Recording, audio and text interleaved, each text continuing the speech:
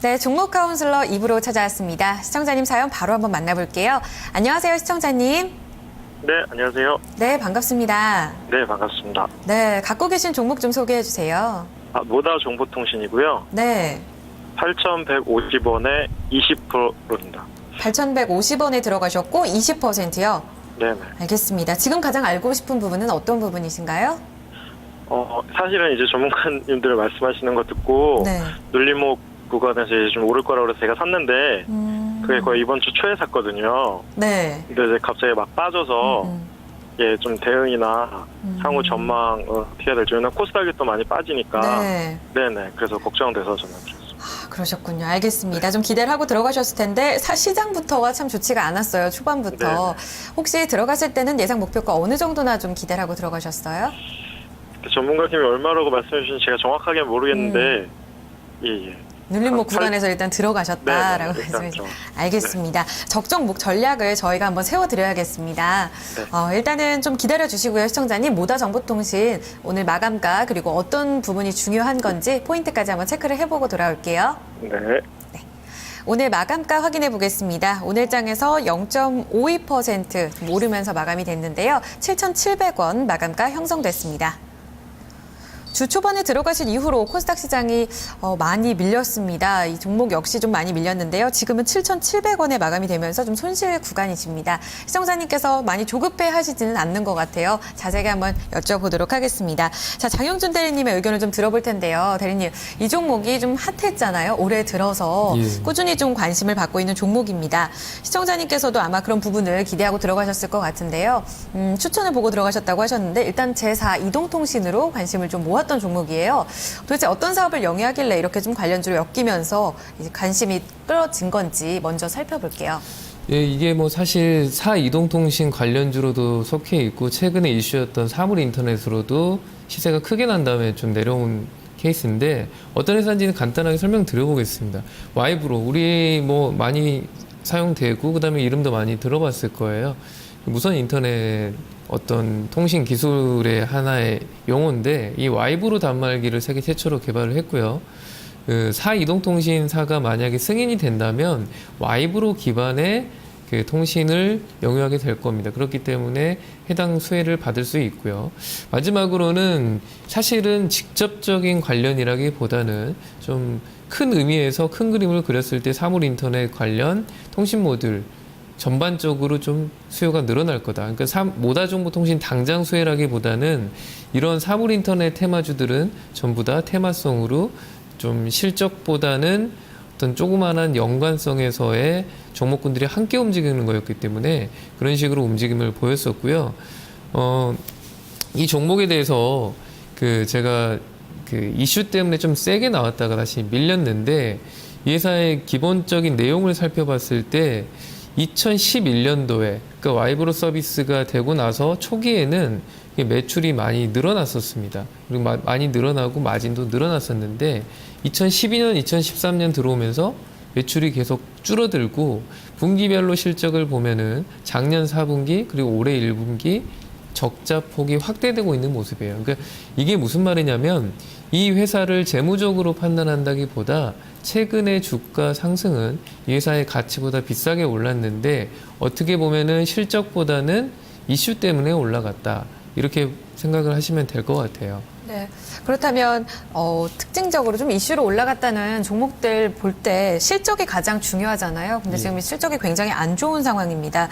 그것 때문에 이렇게 밀렸다고 봐야 되는 건가요? 고점에서 이렇게 밀린 건가요? 그렇지는 않습니다. 테마주들의 가장 큰 특징이 뭐냐면 실적으로 움직이는 게 아니고요. 그러니까 실적이 아주 좋으면은 추가적으로 움직일 수 있겠지만 최근에 사물인터넷으로 관련되어 있던 테마군들이 급등을 하고 나서 시장이 이제 조금은 진정되고 저평가되는 종목들이 올라가면서 테마주로 엮여가지고 많이 올라갔던 종목들이 빠졌거든요. 그러니까 모다 정보통신만 빠진 게 아니고 사물인터넷 테마로 엮여있던 다른 종목군들도 같이 빠졌기 때문에 사실 빠진 이유는 실적 때문에 빠진 건 아니지만 그거는 역으로 따지면 장기적인 투자를 하기에는 좀 부담스러운 종목이다. 이렇게 생각을 하고 있어요.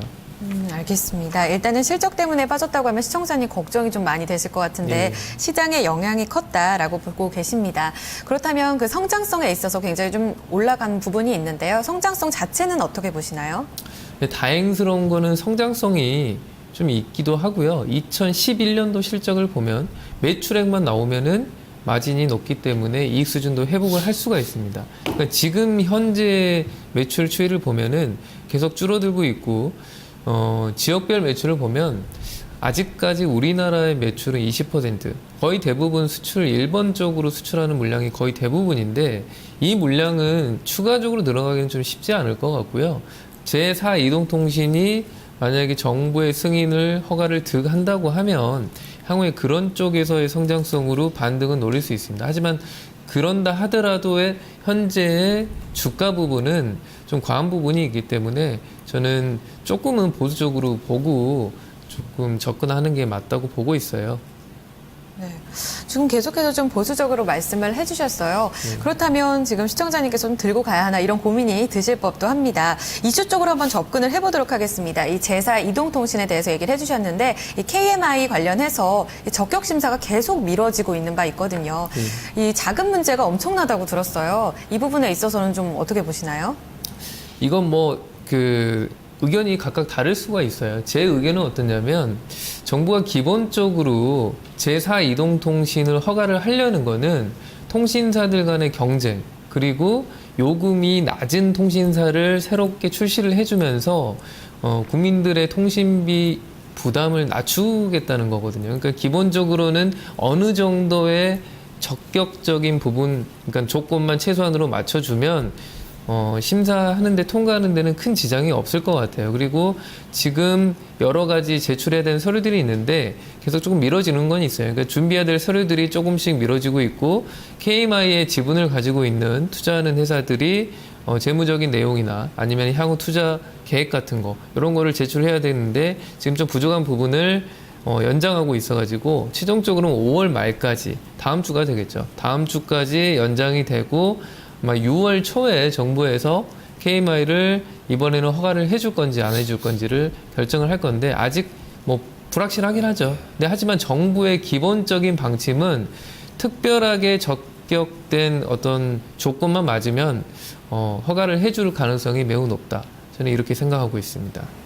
그렇다면 5월 말까지 연장 늦어도 6월 초에는 결정이 난다는 말인데 그때를 이용하면 좀 주가가 좀 많이 올라온다고 보시나요? 예, 저는 반등은 노릴 수 있다고 보고 있고 이 종목 제가 말씀드렸듯이 밸류에이션상으로는 비싸거든요. 그러니까 향후의 성장성을 아주 높게 준다 하더라도 비싼데 다행스러운 거는 다른 사물 인터넷주하고 다르게 이 종목 같은 경우에 제4 이동통신 테마도 같이 섞여 있는데 다음 주 정도에 어떤 그 최종 서류 제출을 마감을 하고 6월 초에 승인을 기대를 할 수가 있는 거거든요. 근데 사실을 허가가 나든 안 나든 주가는 제가 보기에는 그 전쯤에 고점을 찍을 가능성이 높아요. 그 대통령 선거나 아니면 지방선거 이런 선거 관련 테마를 보실 때도 시장님들이 많이 그런 경험을 있으실 건데 우리가 어떤 호재거리 그리고 어떤 악재거리든 그 상황이 나오면은 이미 그때부터는 반대 방향으로 가고 있고요. 그러니까 호재 전에 이미 주가가 올라와 있으면 그때를 매도 타임으로 잡아야 되기 때문에 다음 주까지 반등 구간을 매도로 보는 게 맞을 것 같습니다. 네, 얼마로 반등 기간에 좀 나올까요? 예, 일단 기술적으로 제가 제시해 드리는 거는 주봉상으로 일목균형 기준선이 7,675원이기 때문에 좀 지지하는 게 필요하고요. 근데 이거를 하락을 해버리면 좀 추가적인 조정이 있을 수 있지만 다행스러운 거는 지금 구간에서 지지를 한 후에 반등 구간 때 테마 이슈가 있거든요. 그리고 하락이 있을 때 거래량이 많이 없었어요. 그리고 61선이 8,100원입니다. 8,100원인데 61선 8,100원을 돌파하는지 여부가 좀 필요한데 지금 차트상으로 보고 말씀을 드리면 지금 구간에서 지지를 하고 나서 다음 주까지 반등이 나왔을 때 8,100원 선을 만약에 강하게 뚫고 나온다. 그러면 추가적으로는 8,500원까지 8,500원이 21선이기 때문에 거기까지는 반등이 온다고 보고 있는데 지금 시청자분의 가격 매입가하고 좀 8,100원부터는 본전 정도 되고 8,500원 수익 구간인데 사실 저는 마지막 주, 그러니까 6월 첫째 주 기대한다고 하면 다음 주에는 매도를 해야 된다고 보고 있기 때문에 8,100원을 뚫었을 때부터는 비중을 축소하고 최대치를 8,500원으로 잡으셔야 되는 게 필요합니다.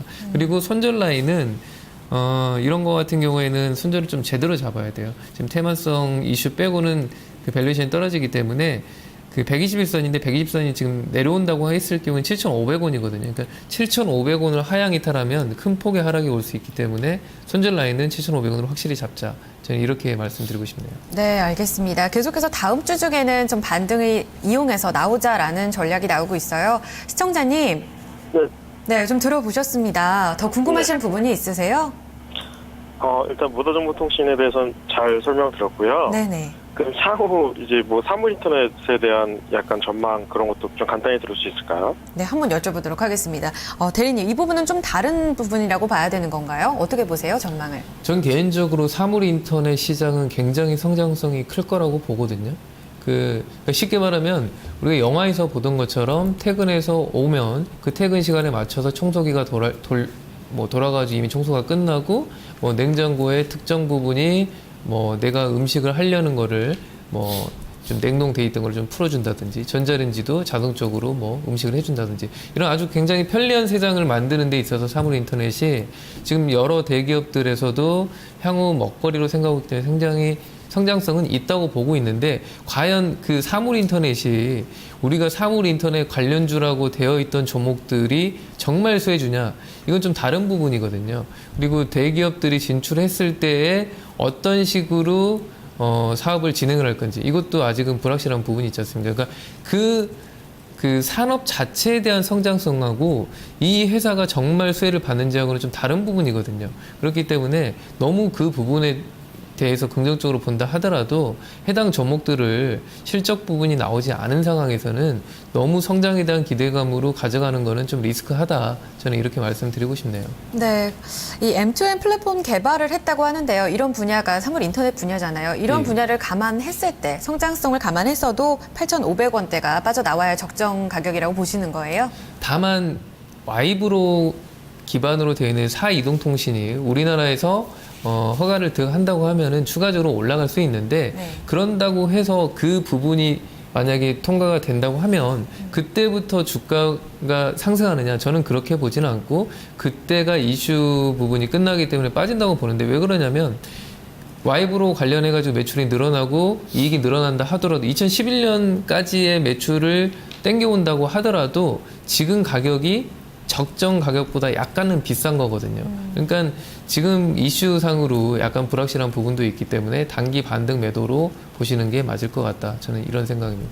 네, 정리를 해주셨습니다. 시청자님, 네, 이런 부분에 대한 의견도 한번 참고를 해보시면 좋을 것 같네요. 네, 너무 감사합니다. 네, 고맙습니다. 시청자님 수익 많이 내시고요. 또 다음에 전화 주세요. 네, 고맙습니다. 네, 감사합니다.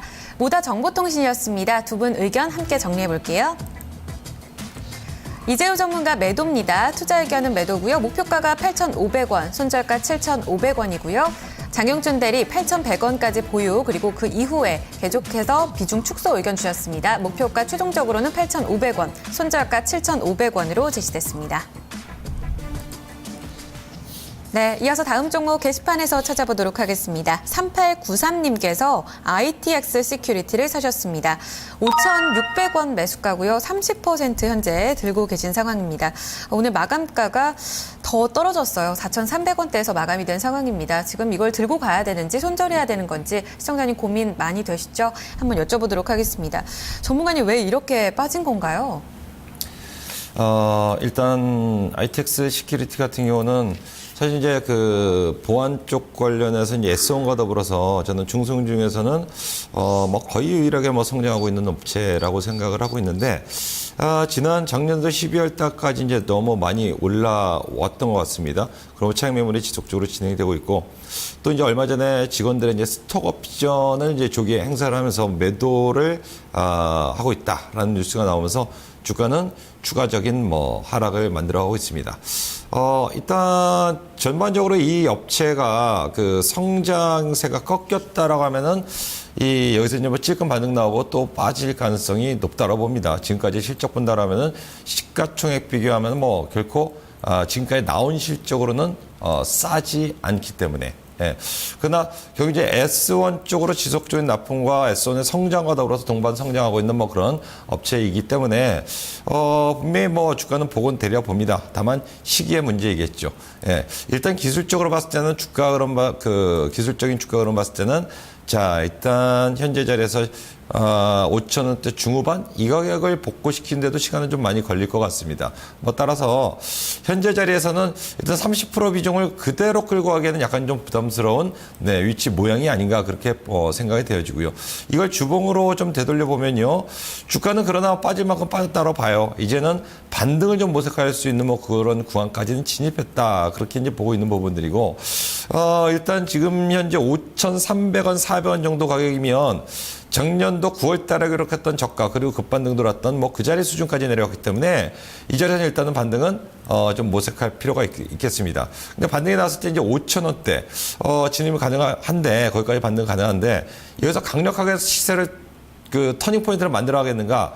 뭐 시간이 좀 걸릴 것 같습니다. 그래서 30% 비중은 좀 많고 앞으로 성장에 대한 기대감으로 차후에 이제 뭐 큰 상승이 다시 나온다 하더라도 일단 직전 저점 5,000원을 깨고 내려갔으니까 일단 반등의 목표치는 5,000원으로 보면서 거기서 비중 절반 줄이시기 바라겠습니다. 제가 볼 때는 5,000원대 올려놓고 다시 한번 4,000원대 중반부 확인하는 조정 마무리 진 다음에 본격적으로 상승으로 터닝 포인트를 만들어갈 가능성이 있다고 판단되기 때문에 5,000원대 전후에서 비중 절반 줄이고 다시 내려서 4,000원 중반에서 지지가 나온다면 그때 재편입하는 전략이 이 종목의 중기적인 전략으로서 적절하지 않을까 그렇게 생각을 하고 있습니다. 알겠습니다. 5,000원대에서 비중 조절하시고 그 이후에 재매수 하시더라도 지금 자리는 비중 조절로 좀 대응을 해보자라는 전략입니다. 시청자님 혹시 재매수 하시게 되시면 다시 한번 다시 한번 연락을 주시면 저희가 최종 목표가까지 그때 시세에 맞게 전략을 세워드리도록 하겠습니다. ITX 시큐리티까지 접근을 해봤습니다. 다음 종목도 전화로 만나보도록 하죠. 시청자님 안녕하세요. 안녕하세요. 네, 반갑습니다. 네, 반갑습니다. 네. 어떤 종목을 갖고 계신가요? 예. 공교롭게도 좀 전에 하신 분이 산물 인터넷 관련주인데 네. 저도 기가레인이고요. 아, 그러시군요. 매수가 네. 비중이 어떻게 되시나요? 13,282원에 30%입니다. 13,282원에 30%요. 네, 그래서 손절을 해야 되나 네. 그런 생각이 좀 여쭤보고 싶어가지고요. 아, 알겠습니다. 예, 손실이 좀 많이 커가지고요. 예. 네, 많이 속상하실 텐데요. 일단 앞서서도 얘기를 좀 들어보셨겠지만 손절도 고려를 하고 계신 상황이네요. 네네. 자세하게 한번 여쭤보겠습니다. 자, 두 분 중에는 어느 분의 의견을 네, 좀 이재호 자세히- 전문가님한테 부탁드리겠습니다. 네, 알겠습니다. 이재우 전문가님 앞서서는 사물 인터넷에 대해서 의견을 못 들어봤는데 자세하게 한번 얘기해 주세요. 네, 시청자님 안녕하십니까, 반갑습니다. 네, 반갑습니다. 네. 일단 조금 전에 그 진단이 들어왔던 이제 모다 정보인가요? 예. 그 업체보단 기가레인은 뭐 역시 이제 그 사물 인터넷의 밀접성이라든가 또 뭐 실적도 되고, 예. 뭐 성장에 대한 기대도 있습니다. 다만 지금 손절도 고려하신다 하셨는데 뭐 시장 분위기예요. 분위기. 뭐 기가레인 뭐 사물 인터넷 종목 중에서 뭐 대장주 중에 하나라 해도 손색이 없는 종목이었죠. 잘 갔습니다. 이제 13,000원대 매수하셨는데 일단 21평선 깨고 내려왔어요. 이제 분위기란 얘기가 무슨 얘기냐면 얼마 전까지만 하더라도 여러분 SNS 업체라든가 제약 바이오라든가 미국에서 급락이 나왔고 사실 사물 인터넷 관련주들도 어떤 고성장에 대한 기대감으로 주가가 계속적으로 고공행진을 펼쳤던 그런 업체였습니다만은 기가레인이라든가 뭐 효성 ITX라든가 뭐 몇몇 종목들은 뭐 끄떡없이 계속 상승 추세를 이어갔습니다. 예. 그렇기 때문에 최근 들어서 오늘 이번 주 보시면은 그동안에 이제 고평가 놀라서 많이 빠졌던 종목들 막 급반등이 나오죠. 또 제약 중에서 오늘은 대표적으로 인터로메드의 뭐 급등이라든가 그건 최근에 많이 봤던 뭐 GNC 에너지 같은 경우도 급반등 들어오고 이렇게 가죠. 그러면 이게 이제 순수한 얘기가 안타깝게도 그렇다면 기가레인을 비롯한 이 사물 인터넷 그동안에 많이 올라왔던 종목들 약간 차익 매물에 시달릴 수도 있겠다라고 보는 게 현명한 판단이 아닌가 그렇게 판단합니다. 성장성에 대한 기대감 여전히 유효하고 앞으로 뭐 굉장히 큰 시장이 열릴 것으로 보기 때문에 조정받고 또 간다라고 보여지지만 단기로는 이 매물 압박에 시달릴 수 있겠다 이렇게 봐야 되는데 근데 주가가 또 조정을 받았어요. 이미 이번 주 21선 깨고 지금 11,000원대까지 내렸으니까. 그래서 시청자님이 안타까운 부분 비중이 30% 작지 않은 비중이라서 추가 변동이 나오면 이거 굉장히 괴로울 수도 있을 것 같습니다. 근데 그럼 딱 잘라서 정리를 해드리도록 할게요. 기가레인이 지금 현재 그 차트를 한번 띄워주시고, 그 기술적으로 이제 21선 깨고 여기까지 내려와서 이제 11,000원대 초반에서 지지하려고 시도 나오는데, 이거 반등 들어간다 하더라도 단기적으로 쫙 다이렉트로 급반등, V자형 급반등, 그래서 추사 복구시키고 이렇게 가지 못할 것 같아요. 예. 반등은 급반등은 언제든지 나올 수 있을 것으로 보는데 한 12,000원대 초반 정도 높음 중반 이 정도면 또 차익 매물 나올 수가 있을 것 같습니다. 그렇기 때문에 그래도 손실이 시간인데 그 정도 12,000원대 올라오면은 비중을 좀 줄이세요. 30% 좀 많을 것 같아요. 지금 현재로서는 그냥 절반 정도 줄이시고 대신에 종목이 이제 만약에 반등도 안 들어오고 또 빠진다. 그 60일 평선 10,000원 초반, 10,000원 정도까지 빠진다. 그럼 그때는 제가 봤을 때는 좀 버티셔야 될 것 같습니다. 다이렉트로 주가 조정을 쭉 준 다음에 여기서 좀 약간 멈칫거리다가 그 다음에는 급반등이 나올 수가 있기 때문에 당장 내일장부터 추가 하락이 나왔을 때는 일단은 참는다 이렇게 생각으로 하시고, 반등이 들어왔을 때는 당장 내일이나 혹은 다음 주 초반에 반등이 들어온다면 12,000원대에서 비중 절반 정도 줄이셨다가 그 다음 내렸을 때 11,000원의 지지가 확실하게 나오면 다시 담는 쪽으로 가시고, 이걸 깨고 내려가면 그때는 역시 좀 전에 말씀드렸던 10,000원 초반, 10,000원 전후 이 정도 자리에서 재매입하는 쪽 전략이 지금은 좋지 않겠나 싶어요. 성장에 대한 기대감이 있고 다시 재상승을 보이긴 합니다만은 단기적인 전략은 역시 매물에 대한 우려와 불안감들이 남아있기 때문에 이런 세부적인 전략도 한번 같이 병행해서 고려를 하셔야 될 것 같습니다. 시청자님, 네네. 설명을 들어봤습니다. 좀 해결되셨어요? 네, 많이 도움됐습니다. 네, 다행입니다. 좀 각 비중 조절을 한번 해보시고 그 네. 이후에 또 다시 한번 전화를 주시기 바랍니다. 네, 한 가지 궁금한 게 있는데요. 네, 어떤 점이신가요? 실적이 어느 정도 되는 걸로 알고 있는데 이거는 테마성이기 때문에 그런 게 반영이 잘 안 된 건가요? 제가 잘 못 들었는데요. 다시 한번 말씀해 주시겠어요? 실적도 어느 정도 되는 걸로 알고 있는데요. 이게 테마성으로 움직이는 거기 때문에 실적 같은 거는 별로 반영이 안 됐나 해서요. 네, 한번 여쭤볼게요. 네네. 전문가님. 실적은 전혀 반영이 안 된다고 볼 수는 없잖아요. 네. 실적이 반영된다 하더라도 단순히 실적만 보면은 이게 시가총액 2,000억이니까 좋았다 하더라도 싸다고 볼 수는 없겠죠. 밸류에이션 매력도가 아니면 떨어진다. 물론 성장 기대감을 가진 용어들이 올라갈 때는 성장하는 기업들은 퍼 밸류가 15배, 20배, 30배 간다 하더라도 추가 상승 만들어 가는데 지금은 그런 용어들이 좀 차익 매물이 나오는 그런 구간이니까. 그리고 이제 올라왔던 이유가 실적 때문에 올라왔습니까? 실적 때문에 올라온 게 아니죠. 그 사물인터넷에 대한 성장에 대한 기대감으로 이제 올라온 부분들이죠. 그러면 그런 부분으로 올라왔다 그러면 여기서 어떤 밸류에이션 부담으로 예를 들어서 단기적 매물이 나오면 그 이유로 빠지는 거예요. 실적 당장 예를 들어서 실적이 좋고 지금 2분기 실적이 만약 발표된 시점이라 합시다. 지금 빠지고 있는데 고평가에 대한 논란으로 약간 종목분 매물이 나오는데 실적이 좋게 나왔어요. 그렇다고 해서 올라갈까요? 안 올라갑니다.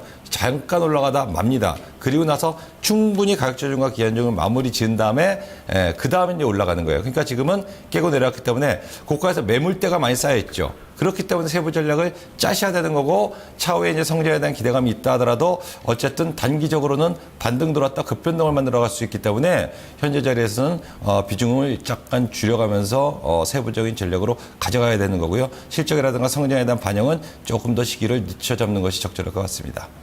네, 시청자님. 네, 감사합니다. 네, 한번 참고해 보시고요. 이후에 한번 더 문의 주시기 바랍니다. 네, 감사합니다. 네. 감사합니다. 네.